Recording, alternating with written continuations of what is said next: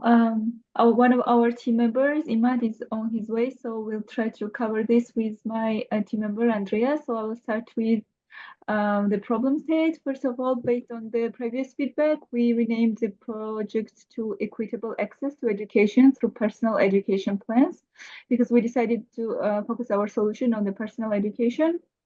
And the problem state was that to address the inequitable access to quality education, which is crucial as it drives innovation among the next generation by fostering curiosity and motivating also youth. And that quality education is the education that prepares individuals for specific career paths and society as a whole. And that also the lack of education is closely linked to poverty, and it's almost impossible for communities to overcome it without proper education, educational infrastructure to get a better job and learn to proper work ethic.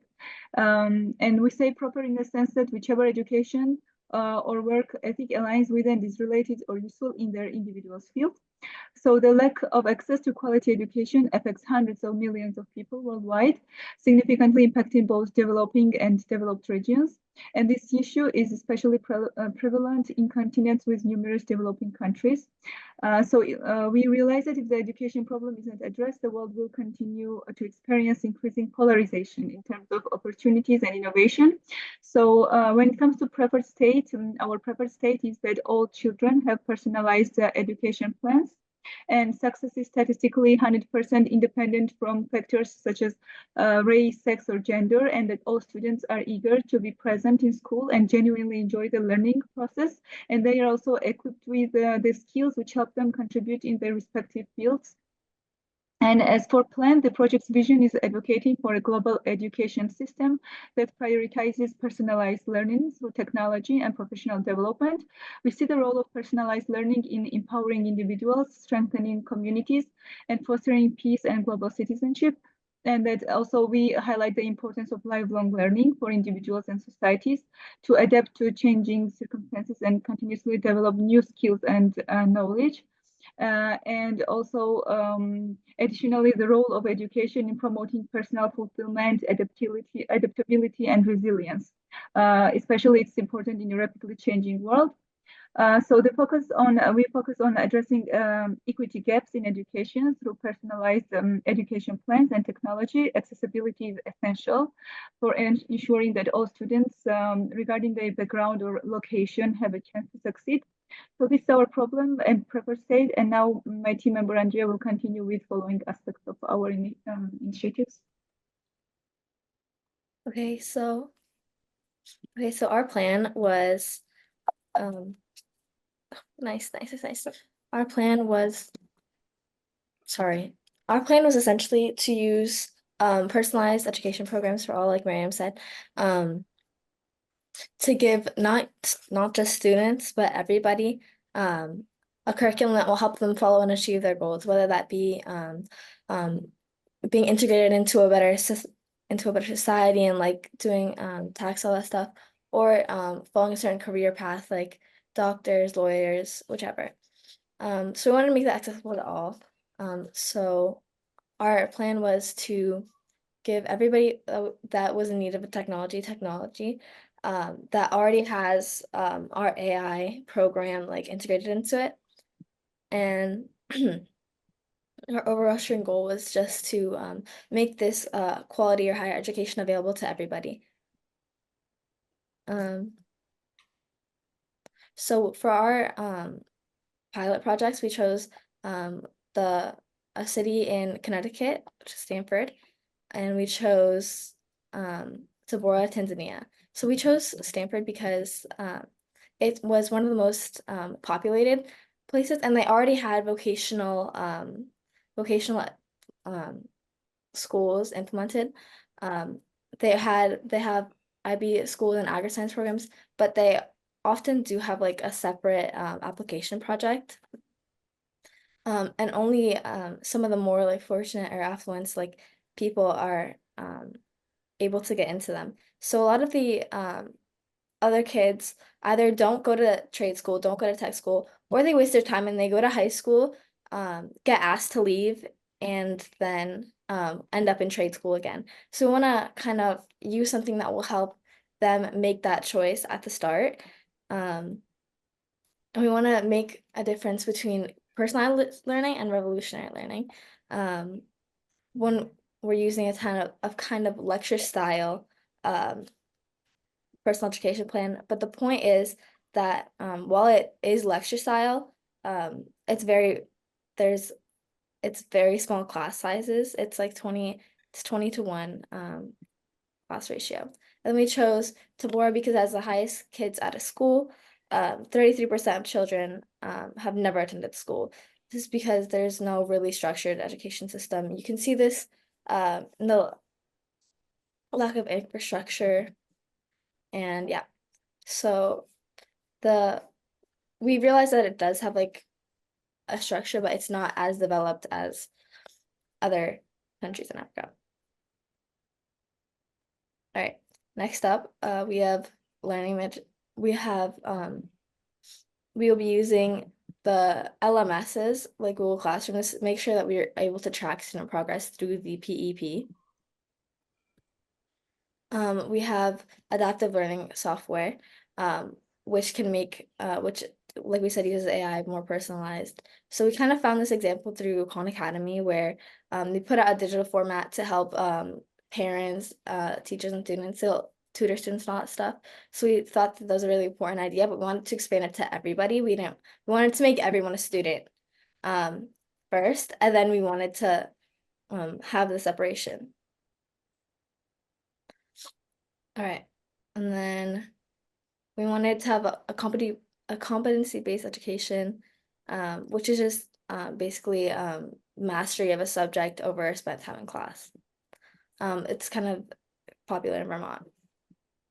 All right, other than that, we have AI tools, digital literacy.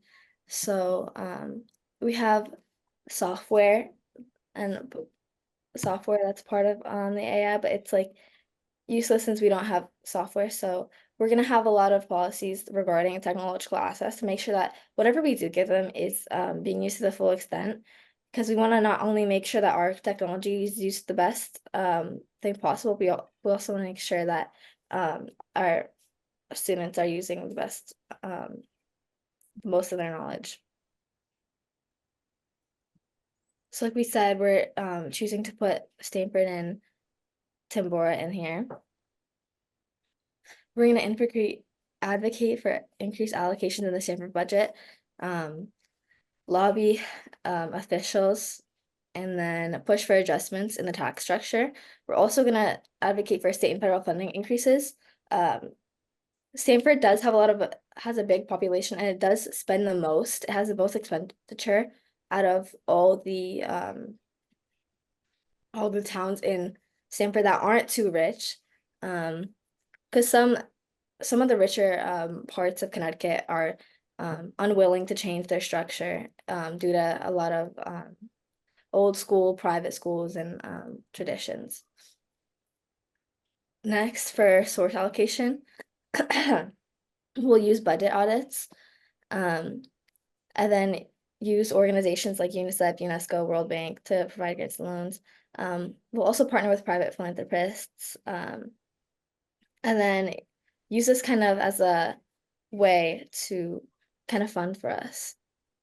Next, it's kind of it kind of circles back, because the higher the education, the more graduates, the more skilled workers, and the more skilled workers, the more knowledge is going into our city and into the economy. The idea is that these graduates will also invest rather than spend the money on themselves. That's part of the PEP.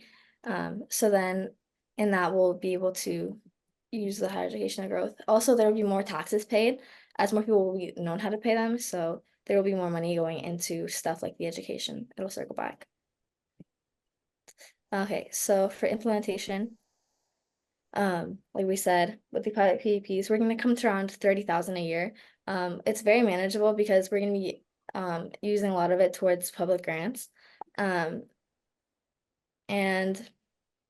since it uses AI, there's a number of companies that are able to provide grant money, like Google or Microsoft. They're really big. And it would be helpful to have us fund.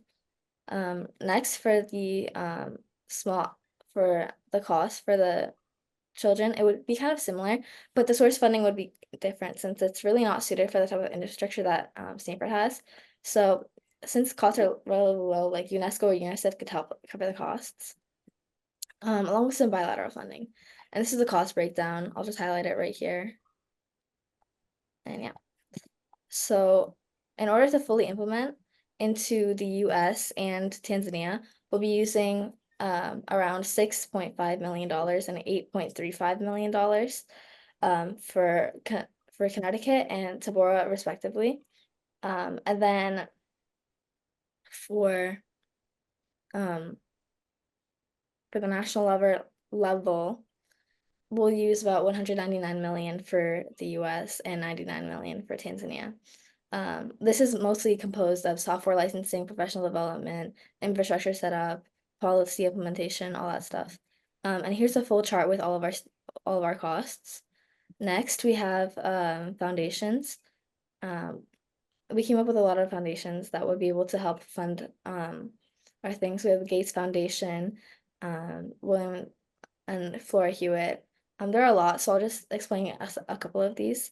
So like the government agencies, like the World Bank, it just provides development loans and grants for education projects. Other than that, we have private donors that are just passionate about making education significant contributions. It may be fairly easy to target them since they are really involved with doing something positive in the world. And then in the US, for partners, we were thinking of places like World Education again, because it does improve education access and quality in countries. And then for government agencies, we have the USAID, which it's also a source of funding for Tabora, but it's just foreign aid in general. We have local groups, school districts. Then in Tanzania, we have Save the Children, which provides education and other assistance to children in Tanzania. We have the Ministry of General Education and Instruction, which is just responsible for overseeing educational policy programs in Tanzania. There are sources. And then regarding other things in professional development, we will use initial training workshops, ongoing professional development, and hands-on experience to help train and make sure that our teachers are certified to lead a class. We'll also be making sure that we implement peer collaboration and learning communities, support and mentorship, and then evaluation and feedback to all our students so that we can effectively prepare the educators to be certified in AI and use these tools that we have given them to create their personal these PEPs and make the learning of students better.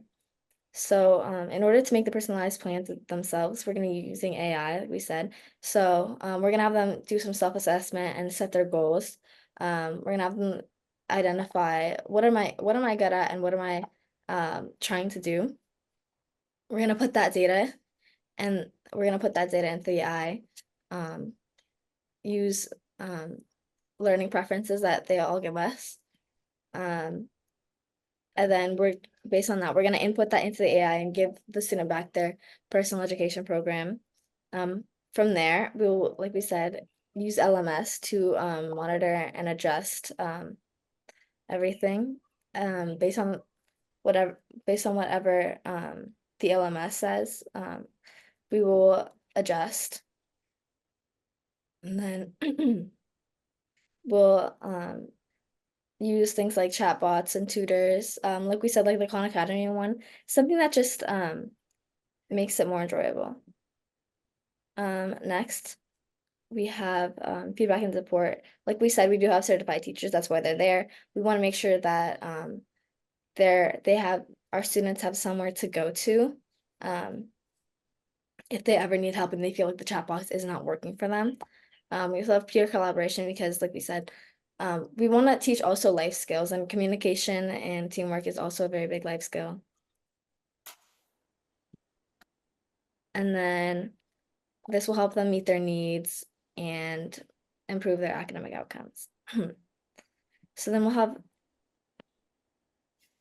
we'll also have scalable models. We'll standardize the curriculum, localize the content, use tech companies and educational institutions for our partnerships, use internet access and devices, train the trainer programs. We'll also make sure to monitor and evaluate everything by using things like feedback loops, and then, like we said, the funding sources. So in the next 6 to 12 months, we can expect a lot to get done. We can expect we will establish a steering committee, secure funding and resources, develop detailed personal project plans for the pilot regions, and then get the technology up and running, professionally develop all of the teachers that are going to sign up. And then we'll have the policy development and advocacy, launch these pilot projects and start monitoring them within the next year. So here's kind of our overview / chart. It didn't pace well, I don't know why, but yeah. And then with the money that we were given, $50,000, there would be almost enough to fully pilot the new PEP strategy in the US and in Tanzania. We'd be able to determine our success for the pilot project after 1 to 2 years, and we'd be able to make them up to scale around the world. So we hope to move our strategy forward by using peers and AI to revise our strategy. We will start to look out to proposed partnerships, and we'll also begin to develop personal education programs for the target demographic. We can also pick our exact pilot school and reach out to see if they're willing to work with us and assess what the next kids are doing at school. I stopped sharing. Okay. That was it.